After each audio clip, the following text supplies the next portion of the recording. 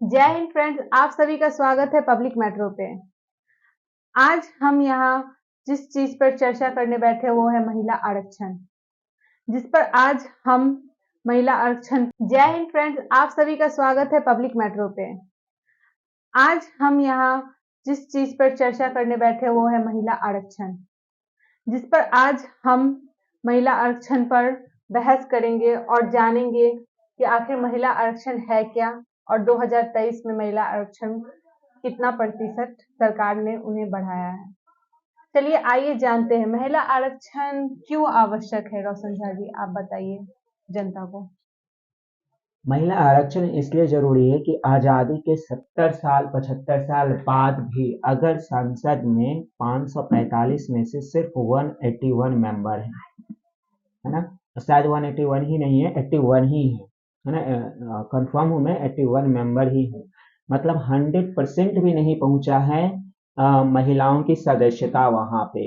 और आप विधानसभा चुनाव देख लें, मुखिया या मेयर वार्ड पार्षद का चुनाव, छोटे छोटे जो चुनाव होता है वहां की तो महिला की भागीदारी होती है, लेकिन संसद में नहीं हो पाती है। दूसरी बात कि अगर वो महिला वहां पे जाएगी तो वो अपनी बातें ज्यादा अच्छे से कह पाएगी, बहुमत ज्यादा रहेगा, उनकी मेजोरिटी ज्यादा रहेगी, तो हेरेसमेंट, डोमेस्टिक वायलेंस, रेप जैसे मुद्दों पे कड़ा कानून जो है वो बना सकती है वहां पे जाने के बाद, अगर ये आरक्षण मिलता है और वो वहां तक पहुंचती है तो। चलिए, बहुत खूबसूरत जानकारी आपसे मिली। अच्छा, मैं ये भी जानना चाहूंगी आपसे कि महिला आरक्षण विधायक क्या है। दोनों तो सेम ही है कि उसी का जो बिल पास हुआ उसे ये कंफ्यूजन क्रिएट कर दिया गया। विधायिका और बिल दोनों सेम ही। इस समय जो महिलाओं को 33% आरक्षण देने की बात लोकसभा, राज्यसभा या विधानसभा में हुई, और 33% जो हैं, जो परसेंटेज महिलाओं को है, मतलब ऐसे एससी एसटी का कोटा तो पहले से ही है, लेकिन अब उसमें से जो है 43 जगह महिलाओं के लिए रिजर्व रहेगी, यानी कि 43 महिलाएं सांसद में आनी ही चाहिए कम से कम। ठीक है। और ज्यादा होगा, मतलब कि वो एक एवरेज मैंने बताया, अगर 30% हो गया तो 181 के लगभग में महिलाएं आ जाएगी, जो कि एक मतलब कि काफी अच्छे पोजीशन में हो जाएगी। उसकी बात तो वही है, विधायक और बिल, तो ये कंफ्यूजन लोगों को नहीं होना चाहिए इस चीज को लेकर के। तो आपके हिसाब से क्या लगता है, महिला को संसद में आना चाहिए या नहीं आना चाहिए। क्यों नहीं आना चाहिए? बिल्कुल आना चाहिए।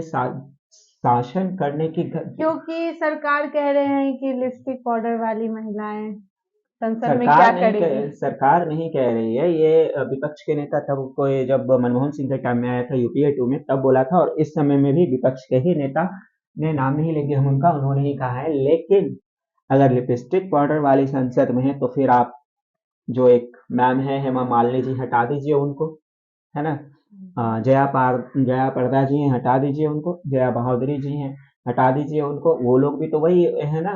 तो फिर जब वो लोग आ सकती हैं तो आम महिलाएं क्यों नहीं आ सकती? रही बात लिपस्टिक, और वो तो उनका पर्सनल है, हमें उस पर कमेंट नहीं करना चाहिए। हमें ये देखना चाहिए कि जो महिला डिजर्व करती है, अगर वो संसद में जाना है तो वो जा सकते हैं। तो आपके हिसाब से हेमा मालिनी जी, जो भी स्टार महिलाएं हैं जो भी संसद में आई है, आपके हिसाब से क्या वो काम कर रही है सही से, या फिर एक आम लड़की जाएगी वो अच्छे से काम अब करेगी। वो काम कर रहे हैं कि नहीं कर रहे हैं, क्योंकि हम तो उनके क्षेत्र में है नहीं। अब वो मथुरा की सांसद हैं और हम दरभंगा के हैं, तो लेकिन जो आम लड़की जाएगी वो डेफिनेटली काम करेगी, भले वो लिपस्टिक पाउडर लगा के जाए, वो काजल लगा के जाए, डजेंट भी मैटर, लेकिन वो काम करेगी क्योंकि वो जनता से रिलेट करती है, उसने उस चीज को फेस किया है तो वो। आपके हिसाब से ये लगता है कि आम लड़की ज्यादा अच्छा काम कर बिल्कुल जाना सकती है। चाहिए, और आरक्षण मिलना चाहिए, और आम लड़की को जाना चाहिए, और आम लड़की उन लोगों से बेहतर काम करेगी।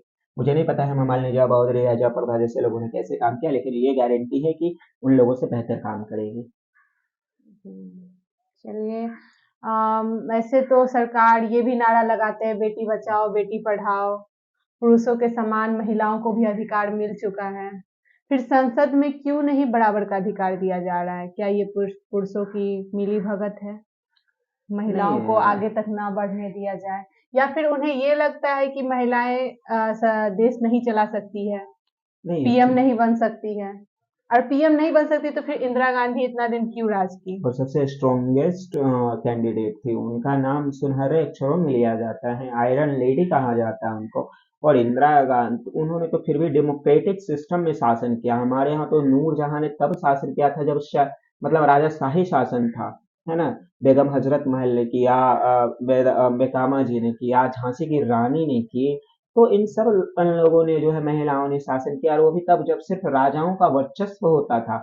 लोग इतना मॉडर्न नहीं थे, लड़कियों को इतना अधिकार नहीं था उसमें, फिर भी उन लोगों ने शासन किया। तो अब तो हम डेमोक्रेटिक हैं, अब तो हमें पूरा हक है, अब लड़कियां पढ़ भी रही हैं, अवेयर भी हो रही हैं, उन्हें नॉलेज भी है। तो उसके लिए उस हिसाब से तो अब मिली भगत की बात नहीं है, मैंने मेंटलिटी हमारी, कि हम क्यों पॉलिटिक्स में जाएं, या हम क्यों ये करें। किसी भी क्षेत्र की अगर हम बात करें तो मेंटलिटी हर क्षेत्र के प्रति बदली है, पर इसमें नहीं बदली है, इसमें भी धीरे धीरे बदलेगा, तो बढ़ेगा ऑटोमेटिक। तो आपके हिसाब से लगता है कि महिलाओं को संसद में अच्छा खासा पद आगे आने वाले समय में मिलेगा? संसद में ही क्यों, विधानसभा में ही मिलना चाहिए। मैं तो वेट कर रहा था कि कब ये क्या बोलते हैं, राजस्थान, छत्तीसगढ़, मध्य प्रदेश का लिस्ट जारी हो, और मैं देखूं कि इन लोगों ने जो बड़े बड़े दावे किए हैं उनमें कितने प्रतिशत महिलाओं को इन्होंने सीट दिया है। लेकिन जिस हिसाब से मैंने लिस्ट देखा, मुझे लगता है ये लोग सिर्फ मतलब कि वहां पे बहस किए, पास करा दिए, लेकिन इंटरेस्टेड नहीं है कि बढ़े। क्योंकि अगर मुझे लगता है उन लोगों ने अगर 200 किया होगा तो 15-20 महिलाओं को टिकट दिया है। ये मैं एक अंदाज बोल रहा हूँ, कंफर्म नहीं हूँ, है ना। तो आपके हिसाब से क्या होना चाहिए? महिलाओं को बराबर का अधिकार देना चाहिए या 30%, 50%? इससे महिलाओं का कैसे विकास हो हम सकता क्या है? कहते हैं, महिलाओं को आधी आबादी, मतलब इस देश का जितना जनसंख्या है उसका आधा आबादी महिलाओं का है। तो फिर परसेंटेज 33 क्यों? वो तो आधा मिलना चाहिए, वो तो 50% मिलना चाहिए था। वो आधा ही क्यों मिलेगा? संविधान ने तो सबको बराबरी का अधिकार दिया है, और सबको जो है चुनाव लड़ने या जो भी अधिकार है, वो तो फिर ये 30% वो तो इसलिए दे दिया गया कि ये फिक्स है कि इस इतनी सीटों पे सिर्फ लड़कियां ही लड़ेगी, बाकी अलग से तो लड़ेगी ही, लेकिन इतनी सीटें लड़कियों के लिए सिर्फ रिजर्व रहेगी। 33% पे लड़कियों को ही लड़ना होगा। बाकी जहां अगर और कहीं से कोई लड़का खड़ा है पर वहां पे भी लड़की लड़ना चाहती है, अफकोर्स वो लड़ सकती है।